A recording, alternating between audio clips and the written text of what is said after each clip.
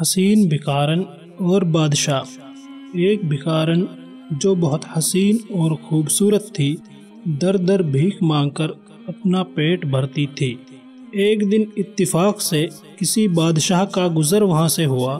بادشاہ کی نظر جو بھکارن پر پڑی تو وہ بڑا حیران ہوا۔ حالانکہ وہ میلے کچیلے کپڑوں میں تھی مگر بادشاہ سے اس کا حسن چھپا نہ رہ سکا۔ پہلی ہی نظر میں وہ اسے پسند آ گئی۔ وہ اسے دل دے بیٹھا اور اس پر اپنا دل ہار گیا۔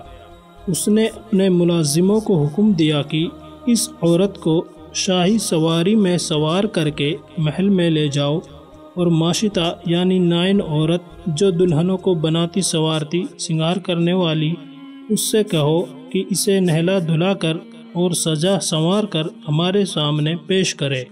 بادشاہ کے حکم کی تعمیل ہوئی۔ جب وہ بھکارن عمدہ قسم کے لباس اور آرائش کے ساتھ بادشاہ کے سامنے پیش کی گئی تو وہ اس پر فدا ہو گیا اور فوراً اس کو اپنی ملکہ بنا لیا۔ اب وہ بھکارن عیش و آرام کے ساتھ محل میں اپنی زندگی گزارنے لگی۔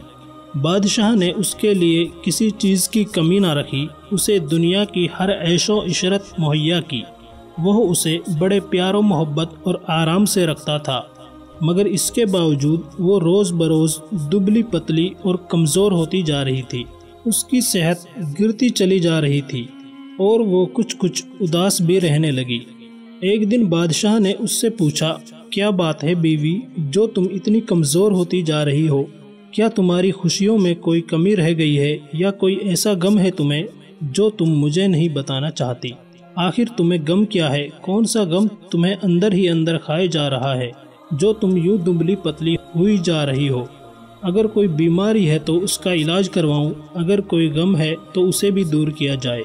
بھکارن نے کہا، جہاں پناہ نہ مجھے کوئی غم ہے اور نہ کوئی بیماری، آپ صرف اتنا کیجئے کہ مجھے اپنے ساتھ کھانا کھانے پر مجبور نہ کریں، بلکہ میرا کھانا الگ لگا دیا جائے اور میں سب سے الگ تھلگ کھانا کھاؤں۔ اس کے بعد میں نہ کمزور رہوں گی اور نہ مجھے کوئی غم ہوگا۔ بادشاہ نے یہ بات سنی تو بڑا حیران ہوا، مگر اس نے حکم دیا اور اس بھکارن کا کھانا الگ سے آنے لگا۔ اس کے بعد وہ روز بروز صحت مند اور تندرست ہونے لگی۔ بادشاہ نے خادموں سے پوچھا، آخر یہ الگ کھانے میں کیا کرتی ہے؟ الگ کھانے میں آخر کیا راز ہے جو یہ روز بروز تندرست ہوتی جا رہی ہے؟ انہوں نے عرض کیا، ہمیں اس کا علم نہیں، بس اتنا معلوم ہے کہ جب کھانا آتا ہے تو وہ اسے دیواروں کے طاقوں میں چنوا دیتی ہے اور کھڑکیوں کے پردے ڈلوا دیتی ہے۔ اس کے بعد ہمیں نہیں معلوم کہ وہ کیا کرتی ہے اور کس طرح کھاتی ہے۔ ایک دن جب وہ بھکارن کھانے میں مصروف تھی، بادشاہ نے چھپ کر پردے کے پیچھے سے جھانکا تو کیا دیکھتا ہے کہ بھکارن باری باری ہر طاق کے سامنے جاتی ہے اور کہتی ہے، خدا کے واسطے مجھے کچھ دے دو، ایک ٹکڑا کھانے کا دے دو، اور پھر اس میں سے ایک لقمہ اٹھا کر کھا لیتی ہے، اور پھر اسی طرح چلتی ہوئی دوسرے طاق کے پاس جاتی ہے اور کہتی ہے، اللہ کے نام پر ایک نوالا دے دو، اس میں سے بھی ایک لقمہ کھا لیتی ہے۔